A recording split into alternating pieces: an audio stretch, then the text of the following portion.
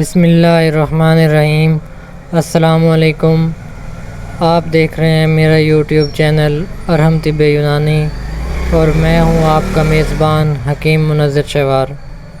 معزز ناظرین، آج میں خارش کے متعلق بات کر رہا ہوں کہ یہ ایک متعدی مرض ہے، ایک آدمی سے دوسرے آدمی کو لگ جاتا ہے۔ اس مرض میں جسم پر خارش ہوتی ہے۔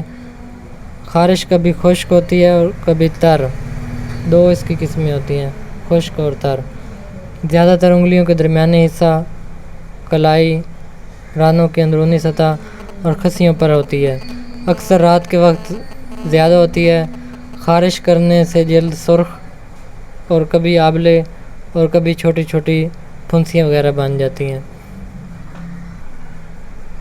جو نسخہ میں آپ کی خدمت میں پیش کرنے لگا ہوں،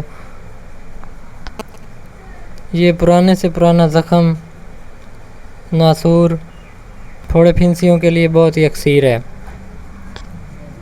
نسخہ نوٹ کرنے سے پہلے نئے آنے والے دوستوں سے التماس ہے کہ ہمارا چینل ارحم طب یونانی کو سبسکرائب کر لیں اور گھنٹی کے بٹن کو بھی پریس کر لیں تاکہ نئے آنے والی ویڈیو کا نوٹیفیکیشن سب سے پہلے آپ کو مل سکے۔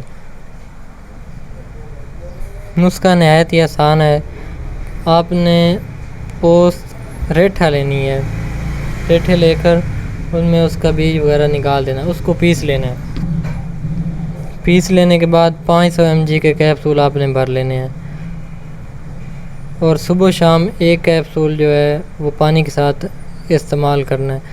اس دوائی سے خارش، چنبل، پھوڑے پھنسی اور پرانے سے پرانا زخم ٹھیک ہو جائے گا۔ آپ نے اس کو زیادہ سے زیادہ 20 سے 25 دن تک استعمال کرنا ہے۔ امید ہے آج کی ویڈیو آپ کو پسند آئی ہوگی۔ آپ نے اگر ہمارا چینل ارحم طب یونانی کو سبسکرائب نہیں کیا تو سبسکرائب کر لیں اور گھنٹی کے بٹن کو بھی پریس کر لیں تاکہ نئی آنے والی ویڈیو کا نوٹیفیکیشن سب سے پہلے مل سکے۔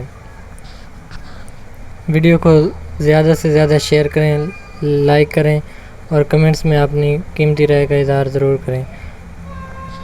اس نسخہ میں آپ نے ایک احتیاط ضرور کرنی ہے کہ اس کو حاملہ خواتین استعمال نہ کریں۔